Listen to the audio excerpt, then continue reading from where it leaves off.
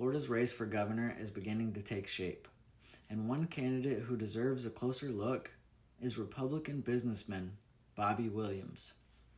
Williams is not a career politician. He describes himself as a Christian, a husband, a father, and an entrepreneur who understands what it takes to build a business, create jobs, and serve working families. Everybody wants to live the American dream. And the American dream, in some sense, is real, but some sense it's empty and void because you're chasing wealth. So at the age of 25, I started my own business. I own an electrical communications company now for 25 years. When I first started, we did all the portables, back in the early boom before '08 crash. Everything was growing crazy and increasing like insanely. So they were putting portables at all these schools. So I was networking these portables and making it happen a lot in Collier County. And just started gaining wealth. So at 25, started a business. At 25, got married. 26, had a little girl.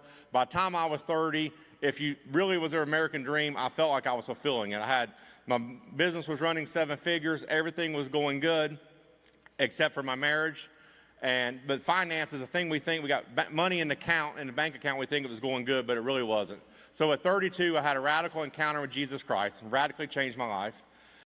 Williams says his campaign is centered on protecting the Florida way of life, and one of his biggest concerns is the state's rapid growth. Florida has welcomed millions of new residents, but that growth has also brought heavier traffic, overcrowded schools, disappearing farmland, and housing prices many Floridians can no longer afford. Williams has summed up his position with one memorable warning: Florida is full. Don't New York my Florida. So if you don't know much about me, I'm a third-generation Floridian. That's the reason why my message is Florida is full. I don't know how many of y'all agree with that. We're tired of developers destroying Florida, tired of all these HOAs and all the stuff going on. You can't even do anything with your property anymore.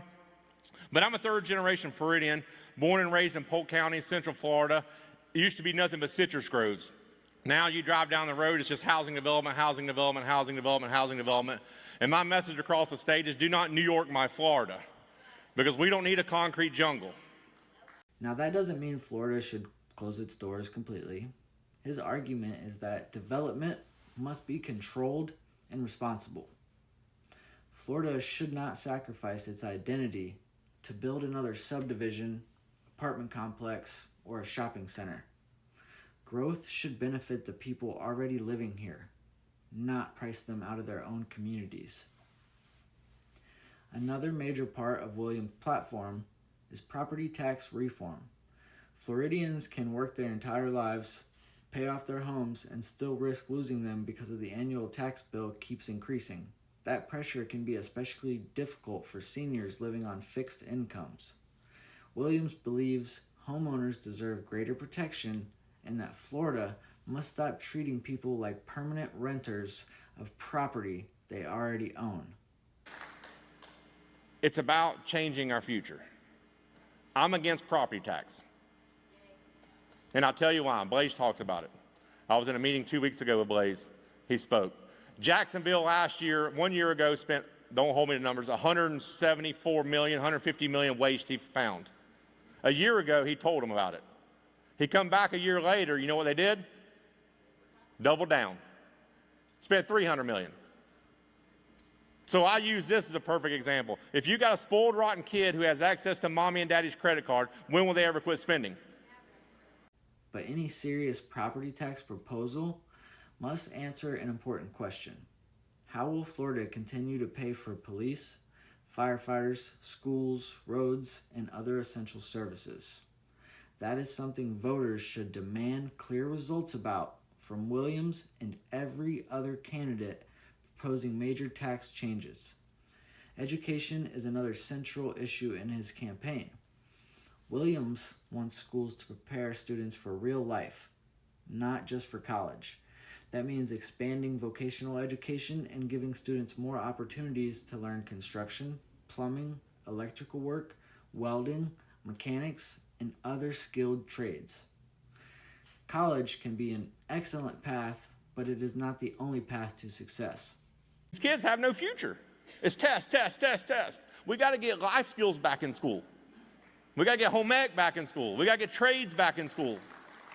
We got to give these kids a future. Florida needs electricians, builders, technicians, and tradesmen. And young people should be able to enter those careers without believing that they've failed because they didn't earn a 4-year degree. Williams also argues that Florida must address its growing energy demands. As the population increases, so does the pressure on the power grid. His position is that the state needs a long-term energy strategy that keeps electricity reliable and affordable. Bobby Williams is still introducing himself to many Florida voters, and he faces the challenge of competing against candidates with greater name recognition and larger political networks. But being an outsider may also be part of his appeal. His message combines faith, business experience, controlled development, property tax reform, practical education, and long-term energy planning. That doesn't mean voters should accept every proposal without asking hard questions. They very much should examine the details, compare his plans with other candidates, and decide whether his ideas are realistic. But Bobby Williams, he deserves the opportunity to make his case.